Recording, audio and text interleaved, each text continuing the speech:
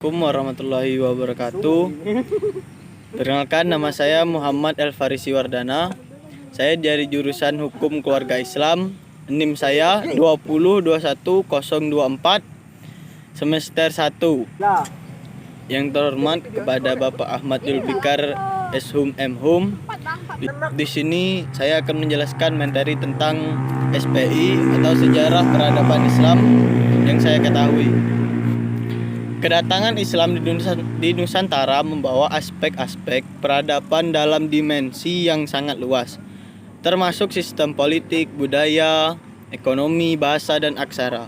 Mengikuti pendapat Konjarinrat yang diikuti pula oleh Badri Hatim, peradaban sering dipakai untuk menyebut suatu kebudayaan yang mempunyai sistem teknologi, seni budaya, seni rupa, sistem kenegaraan, dan ilmu pengetahuan yang maju dan kompleks. Peradaban Islam adalah peradaban umat Islam yang lahir dari ruh ajaran Islam dan berwujud dalam berbagai bentuk. Landasan peradaban Islam adalah kebudayaan Islam yang terutama wujud idealnya, sehingga aspek-aspek yang dijangkau oleh peradaban Islam pun meliputi 7 aspek kebudayaan. Ketujuh aspek kebudayaan tersebut ialah sistem religi, sistem pengetahuan, organisasi kemasyarakatan, bahasa, kesenian, sistem mata pencarian, sistem teknologi, dan peralatan. Sementara itu, kebudayaan Islam lahir dari realisasi semangat tauhid yang bersumber pada Al-Quran. Jadi peradaban Islam tidak lain dari hasil manifestasi nilai-nilai Al-Quran dalam seluruh bidang kehidupan umat Islam. Beberapa ahli memiliki teori sendiri tentang pembagian tahun dalam sejarah peradaban Islam. Namun pada dasarnya sejarah peradaban Islam dibagi menjadi 3 periode, yaitu periode klasik, periode pertengahan, dan jatuhnya Baghdad sampai ke penghujung abad ke-17 Masehi, dan periode modern. Periode klasik ini merupakan masa kemajuan atau keemasan dan kejayaan Islam, dibagi menjadi 2 fase. Fase yang pertama adalah fase ekspansi, integrasi, dan pusat kemajuan pada tahun 650 sampai 1000 Masehi. Kedua, fase disintegrasi 1000 sampai dengan 1200 Masehi. Menurut Syamsuddin, pada masa inilah daerah Islam meluas dari Afrika Utara sampai ke Spanyol di belahan barat dan melalui Persia hingga ke India disebut di belahan timur. Daerah-daerah itu tunjuk kepada kekuasaan Islam. Sejumlah ulama besar bermunculan di fase ini, seperti Imam Malik, Imam Abu Hanafi, Imam Syafi'i, dan Imam Hambali. Dalam bidang fiqh, ilmu asy-syari'i, Imam Al-Murtuidi, Walsin Ibn Abu Huzail, Alam Nazam, dan Al-Jummani dalam bidang teologi, pengetahuan, dan lain-lainnya. Ilmu pengetahuan baik dalam bidang agama, umum, dan kebudayaan juga ikut berkembang. Namun pada fase disintegrasi, keutuhan umat Islam dalam bidang politik mulai pecah. Kekuasaan khalifah menurun dan akhirnya Baghdad dapat dirampas dan dihancurkan oleh Hulagu Khan di tahun 1928 Masehi. Khalifah sebagai lambang kesatuan politik umat Islam hilang. Periode pertengahan.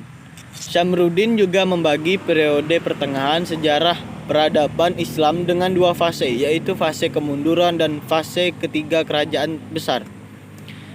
Pertama, fase kemunduran tahun 1250 Masehi sampai dengan 1500 Masehi. Di masa ini didesentrasikan dari disegragasi bertambah meningkat. Perbedaan antara Sunni dan Syiah dan juga antara Arab dan Persia bertambah nyata, kelihatan dunia Islam terbagi menjadi dua. Bagian Arab yang berpusat di Mesir terdiri dari Arabia, Irak, Suriah, Palestina, Mesir, dan Amerika Utara. Bagian Persia yang berpusat di Iran terdiri dari Balkan, Asia Kecil, Persia, dan Asia Tengah. Tersebut adalah kerajaan Utsmani di Turki, kerajaan Safa'i di Persia, dan kerajaan Mughal di India. Sama seperti fase sebelumnya, perhatian fase ilmu pengetahuan kurang sekali di masa ini. Ujungnya adalah umat Islam semakin mundur dan statis saat tiga kerajaan mendapat banyak tekanan. Masa kemunduran kerajaan Safawi dihancurkan oleh serangan bangsa Afgan. Serangan Mughal diperkecil oleh pukulan-pukulan Raja India. Kerajaan Utsmani terpukul di Eropa. Periode modern. Ini adalah bagian periode terakhir. Syamruddin menyebutkan periode modern 1800 sampai dengan sekarang merupakan zaman kebangkitan umat Islam. Umat Islam mulai sadar bahwa di barat telah timbul peradaban baru yang lebih tinggi dan menjadi ancaman. Itu mulai sejak jatuhnya Mesir ke tangan barat. Pada periode modern, umat Islam heran melihat kebudayaan dan kemajuan bangsa barat. Raja-raja dan para pemuka Islam mulai memikirkan bagaimana meningkatkan mutu dan kekuatan untuk umat Islam kembali. Karena umat Islam heran melihat alat-alat ilmiah atau teleskop, mikroskop, alat-alat untuk percobaan kimiawi, dan 2 set alat percetakan dengan huruf Latin. Arab dan Yunani yang dibawa serta oleh Napoleon. Jadi di periode modern ini timbullah pemikiran-pemikiran, ide-ide mengapa umat Islam lemah, mundur, dan bagaimana cara mengatasinya, dan perlu adanya pembaharuan dalam Islam. Sekian yang dapat saya sampaikan untuk materi sejarah peradaban Islam. Mungkin kalau masalah nilai ya saya maunya yang terbaik, Pak. Tapi itu semua tergantung Bapak. Sekian hanya itu yang dapat saya sampaikan. Wassalamualaikum warahmatullahi wabarakatuh.